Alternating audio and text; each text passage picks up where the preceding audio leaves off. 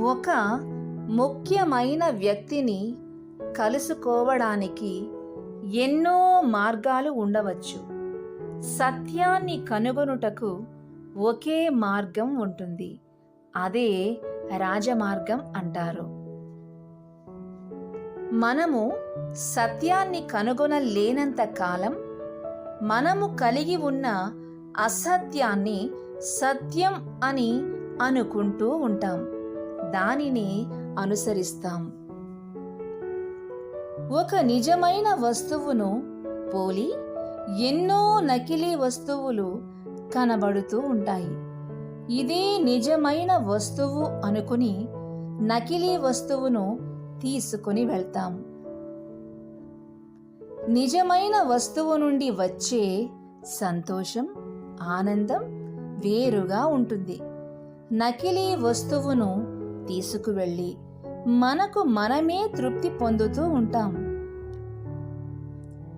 ఈ ప్రపంచంలో లెక్కకు దొరకనంతగా దేవుళ్లతోనూ దేవతలతోనూ నిండిపోయింది. ఇంతమంది దేవుళ్లలో దేవతలలో మానవునికి పాప క్షమాపణ కలిగించి పవిత్రముగా చేసి మోక్ష ప్రవేశము కలిగించే ఆ నిజమైన దేవుడు ఎవరు? ఇంతమందిలో మానవులు నిజమైన దైవమును ఎలా కనుగొనగలరు? అన్ని నదులు సముద్రములో కలుస్తాయి.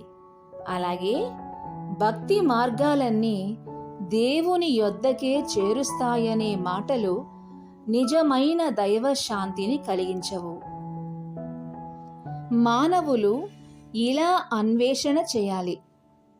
సృష్టిని మానవులను చేసిన నిజమైన దైవమా, నీవే సత్యమని నేను తెలుసుకునేలా నాకు కనబడు, నాకు దర్శనమివ్వు, నాతో మాట్లాడు, ఏదో ఒక విధముగా నీ ఉనికిని నాకు కనపరుచు అని సృష్టికర్తను బతిమాలినప్పుడు తప్పకుండా సృష్టికర్త హృదయ శుద్ధిని, మనశ్శాంతిని, ఆత్మరక్షణను కలిగించి నిత్య జీవపు మార్గములో తనను వెదికిన మానవుణ్ణి జీవిత కాలం అంతా నడిపించి కాలాంతమున తన రాజ్యములో చేర్చుకుంటారు.